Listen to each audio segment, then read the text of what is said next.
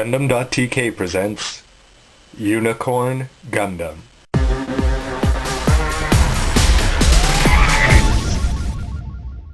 Hey, what's up everybody? Robert184 from Gundam.tk, and this is part 3 of my review of the Master Grade Unicorn Gundam, where you'll see this put together into Unicorn mode. The first thing that I have to recommend whenever you transform this Gundam is that you take it apart, and Bandai tells you to take the legs and the head off, I think, when you do the transformation, but I'm going to tell you to take everything apart and just transform them piece by piece. Putting this together once you've got all the pieces separated is as simple as attaching the legs.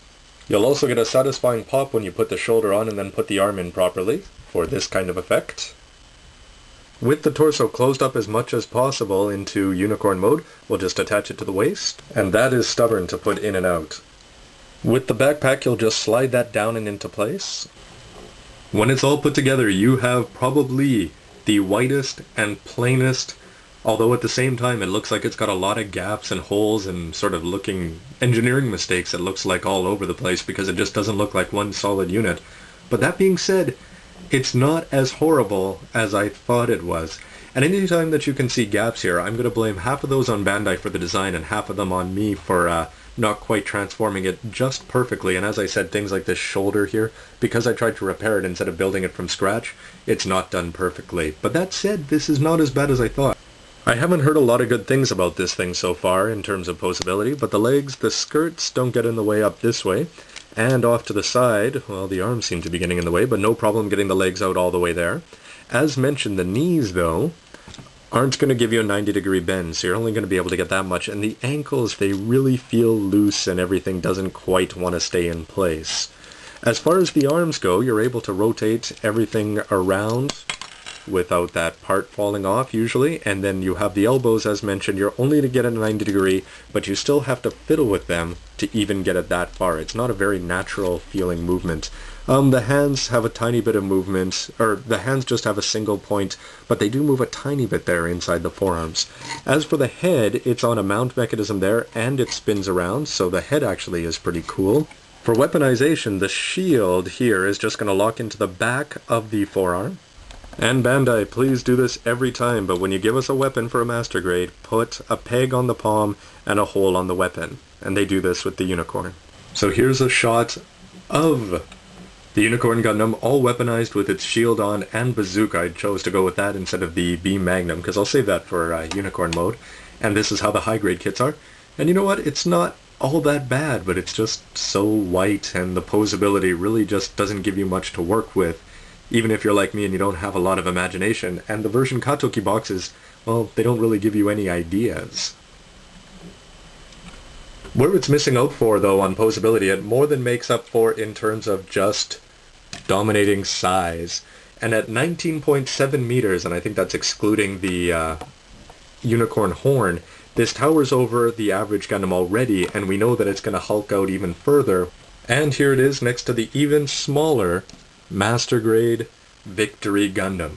And here it is next to Tengen Kado Gurren Lagann. This is 3,800 yen, this is 5,000 yen. One thing I remember thinking was that I thought the blue feet would really stand out, but because you fold down the white parts over the sides, actually they don't stand out all that much, and because he does have the blue backpack, the gray, and when you add in the blue weapons, they actually don't look as out of place as I expected. Out of my list of lead Gundams, I should go count how many have blue feet.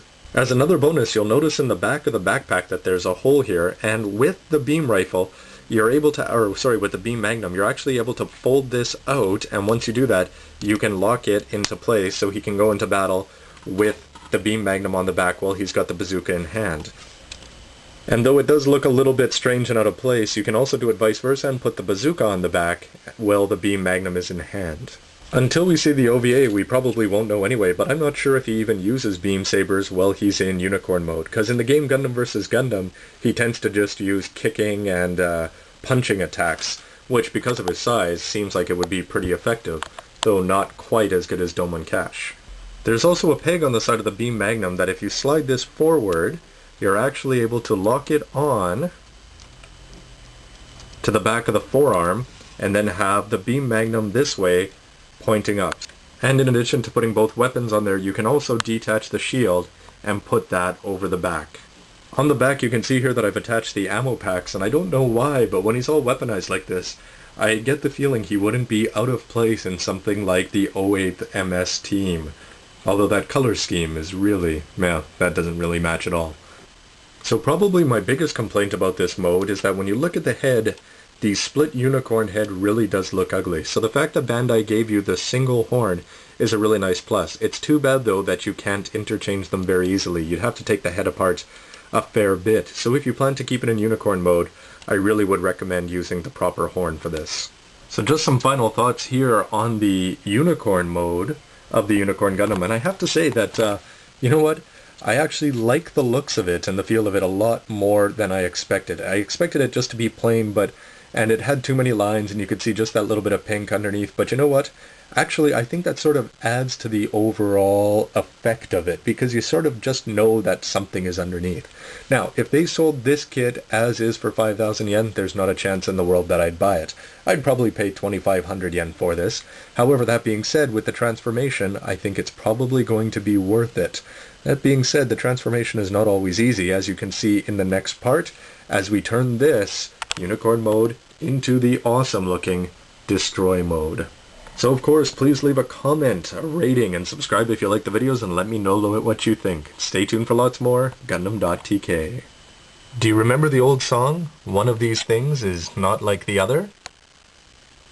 I wonder who it is.